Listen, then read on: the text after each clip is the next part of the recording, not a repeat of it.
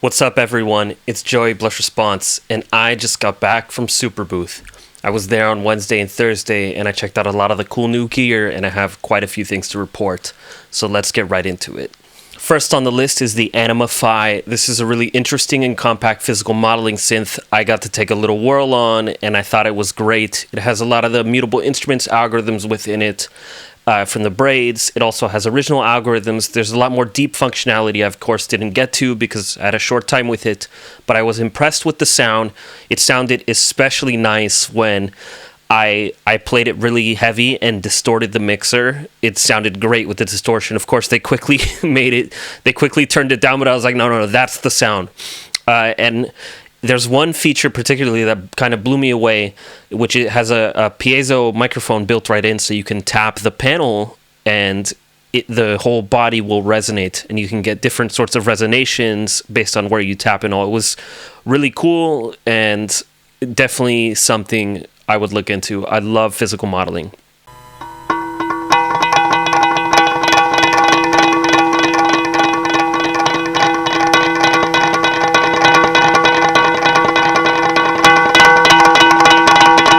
Next up was the Torso T1. This is a sequencing device. It seems to have very complex and advanced probabilistic stuff. I saw a bit of Euclidean rhythm making, and the guys from Torso gave me a demo of it controlling Bitwig and a Roland DO5, which you'll see a clip of soon. And there was a lot happening just from this little box, so it really impressed me. There seems to be a lot of depth and complexity to the sequencing. It's something I definitely want to investigate more.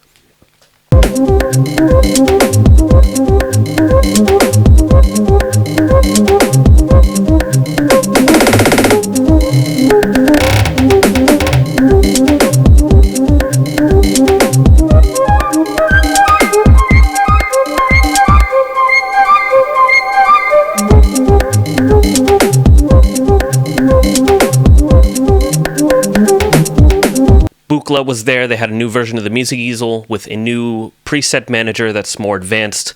There didn't seem to be many changes to the sound engine, but the easel is just a beautiful machine. It's one of the classic mono synths, and it always sounds great. It's a pleasure to play. Oh, also the keyboard was updated. There's a new touch slider strip, and it felt a bit better. I also like the style of the new case. You can fit an extra module. Yeah, it was cool. I love Buchla stuff. It's kind of the final frontier with modular synthesis, and hopefully I can get there one day. Studio Electronics had a new version of their MIDI Mini, and SE is known for super pro high-end gear. Reese Folber is a big fan of them, and he's always hyping them up to me, so he kept pushing me, like, go check out the MIDI Mini, it'll blow you away. And, you know, I like Mini Moogs. I have the Behringer one, of course, and I'm into the vibe, but I have to say this thing was a brute of sound. Really, really impressive. More than I expected, and just wow. I was going nuts on it for quite a while, and I wasn't able to get any audio, but wow. Just wow. Really, really powerful sound. That was something that it spoke to me right away. Modor had their DR2 digital drum machine. This one was a pleasant surprise. I thought it was cool.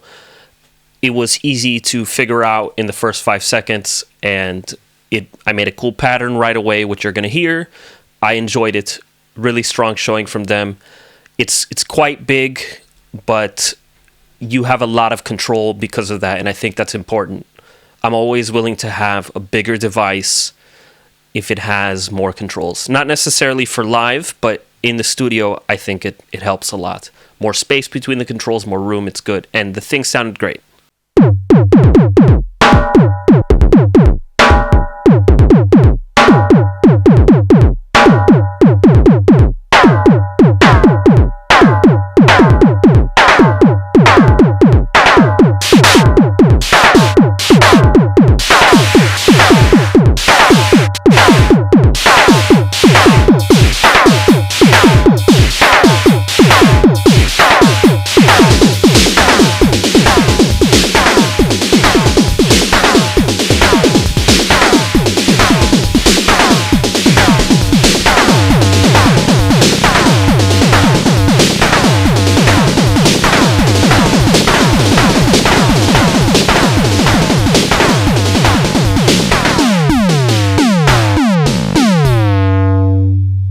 Schlappy engineering was present. They have a new boundary, which is kind of like a DUSG maths type of vibe. I believe there was a VCA in it as well. I'm a big fan of Schlappy's stuff. I have the 100 grit and the angle grinder, and I love them to death. The boundary seems like a great addition. He was showing me some cool feedback patching with the boundary and the Mackie mixer they had and the whole system. And, you know, if you're into noise stuff, I think Schlappy is one of the highest quality. This stuff has a very expensive kind of sound to it. It's very sweet. It speaks to my ears. The Waldorf M. This one surprised me too. I was a bit skeptical going in because I'm a big fan of the classic XT and Microwave 1 sound. Even more so the XT. I like the really, really digital vibe. The Microwave 1 has a nicer sound. The XT can be unpleasant. It has these sparkly, super digital highs. And I will say that I think the oscillator sound of the M is really gritty, really dirty, really what I would want. So much so that I was wishing they would port it to the Quantum, because the Quantum misses a bit of that grit, and this was special. I will say, though, I think they need more features on it. There's no oscillator cross-modulation. The filter's only low pass. There's no effects. I think some of those things need to be put in. You just need to go a bit further these days, and I think it's a very kind of back-to-basics approach. And I don't know if that's a good idea, but the sound is great. So they nailed that. And I was speaking with Waldorf, and they said they're going to, it's going to grow over time. They're going to think about adding some stuff. So, it's an instrument that needs to grow with its users, and they need to get feedback. Strong showing, though. Really impressed with the oscillator sound. I went by Jolin Lab, and I checked out their Tabor chaotic oscillator. I thought this one was really cool. I'm a big fan of chaotic and random modulators because of the way they can shape up an otherwise standard patch. Also, it has a really nice sound if you're using it for kind of noise stuff. In general, I thought it was a cool idea. It was fun to just mess around with and get screechy, and I think it could do a lot. Also, it works in below audio rates, so you can use it as a modulator, and I love chaotic modulators, so really cool one.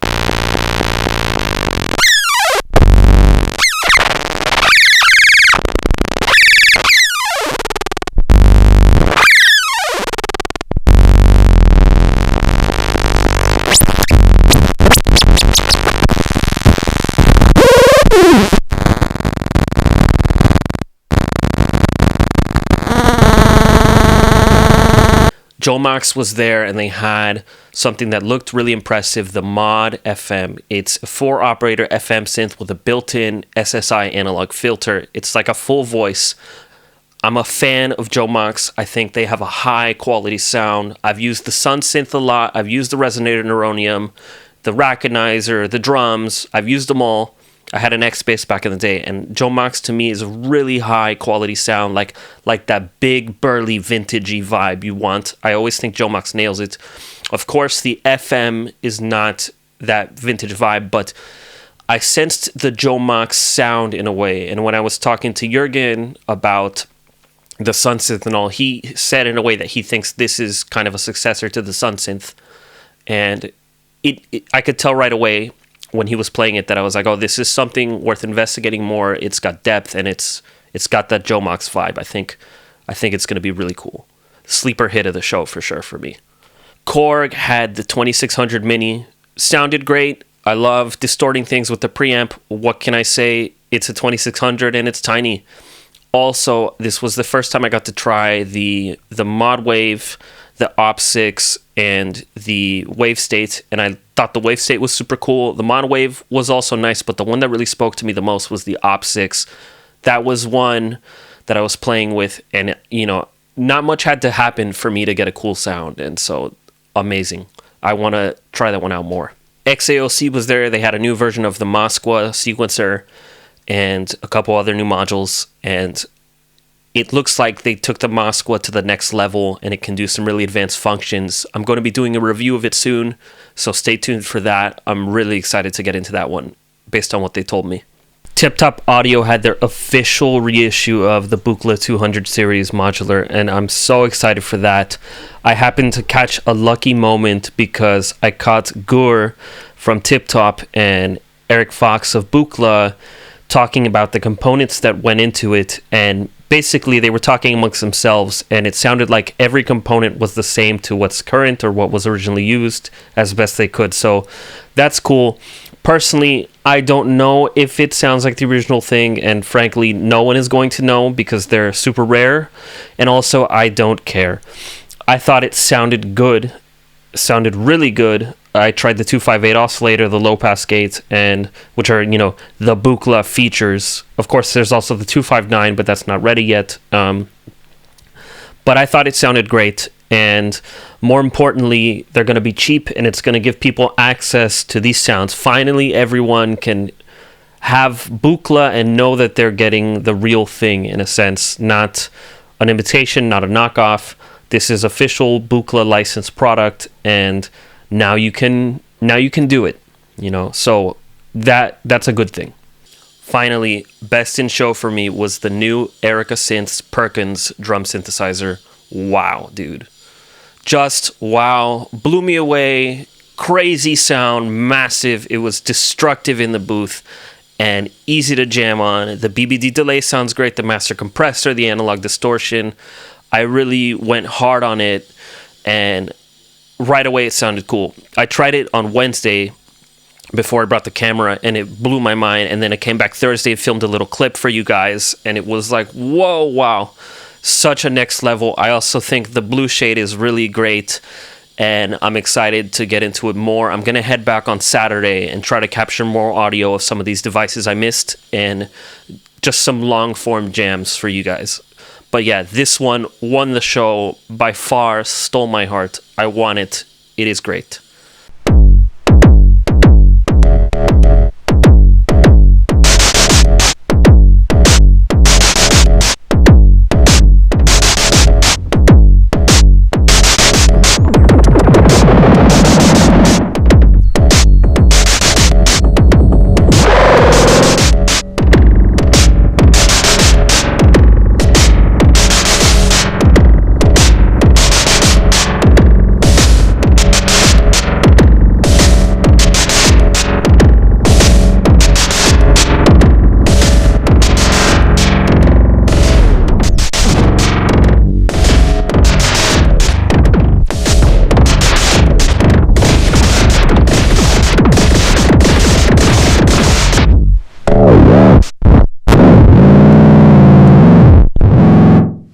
So that's my Superbooth report. I'm going to have the audio from the little clips up on my Patreon for you guys to download and do whatever you want with, as always. Samples from other jams I do, of course, will be up on there.